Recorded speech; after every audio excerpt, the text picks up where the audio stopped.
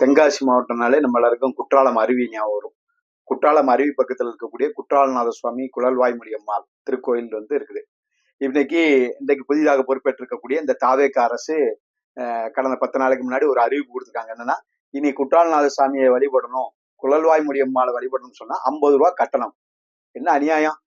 50 ரூபா இல்லாம சாமி கும்பிட முடியாதா?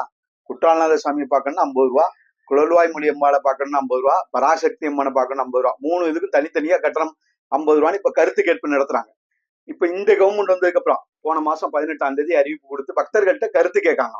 15ஆம் தேதிக்குள்ள பக்தர்கள் கருத்து சொல்லணும். இப்ப இது பிரச்சனையான உடனே அத்தனை அமைச்சர்களும் அப்படின்னா நாங்க பணமே வாங்கலே வைக்கலே, மக்கள்கிட்ட கருத்தை கேட்கீங்க. அப்போ கட்டணத்தை கூட்டணுங்கிற எண்ணம் இல்ல, கட்டணத்தை புதிதாக உருவாக்கணுங்கிற எண்ணம் இல்லைன்னா எதுக்கு மக்கள்கிட்ட கருத்து கேட்கீங்க? கட்டணம் உருவாக்கணுங்கிறதுக்காக தானே கருத்து கேட்கறீங்க. அப்படிதான் இன்னைக்கு அறிவிப்பு வந்திருக்குது. 3 தரிசனத்துக்கும் 50 ரூபா. கோயிலுக்குள்ள போயிட்டு சாமி கும்பிட்டு வரணும் 150 ரூபா வேணுங்க. என்ன அநியாயம்! பகல் கொள்ளையா இருக்கு. எவன் அப்ப வீட்டு கோயில்? நான் போய் சாமியை கும்பிடுறதுக்கு யாருக்குங்க காசு கொடுக்கணும்? இதெல்லாம் அநியாயமா இல்லையா?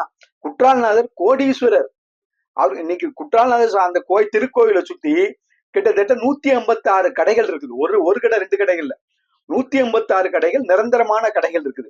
156 கடைகள்ல உள்ள வருமானம் என்னாச்சு? ஒரு கடைக்கு சீசன் டைத்துல ஏலம் விடுதாங்க. ஒரு கடைக்கு குறைஞ்சது 1 லட்சத்துல இருந்து 10 லட்சம் ரூபாய் வரைக்கும் ஏலம் போகுது. ஒரு கடைக்கு 156 கடைக்கு எவ்வளவு ஆச்சு? பல கோடிகள் வருது. வருஷம் கோடிக்கணக்கான ரூபாய் குற்றாலநாத சுவாமி கோயிலுக்கு வருது.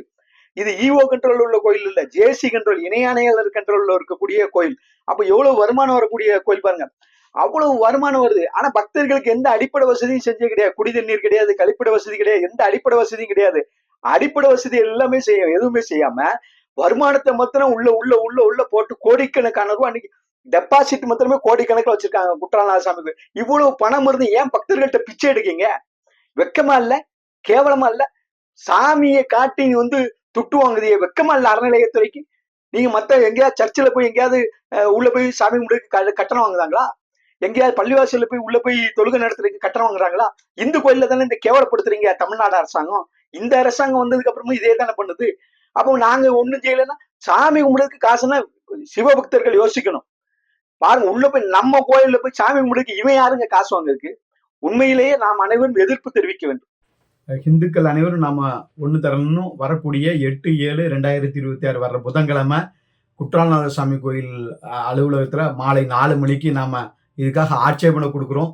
பொதுமக்கள் இந்துக்கள் அத்தனை பேரும் திரண்டு நம்முடைய ஆட்சேபனை கொடுக்கணும். நம்ம கோயில், நம்ம சாமி, இதுல உள்ள அறநிலையத்துறை சாமியை காட்டிட்டு இன்னைக்கு பிச்சை எடுத்துட்டு இருக்கிறாங்க. இந்த கேவலமான செயலை தடுத்து நிறுத்துவோம். நம்ம உரிமையை பாதுகாப்போம். இந்து முன்னணி அழைக்கிறது. வாருங்கள். நன்றி.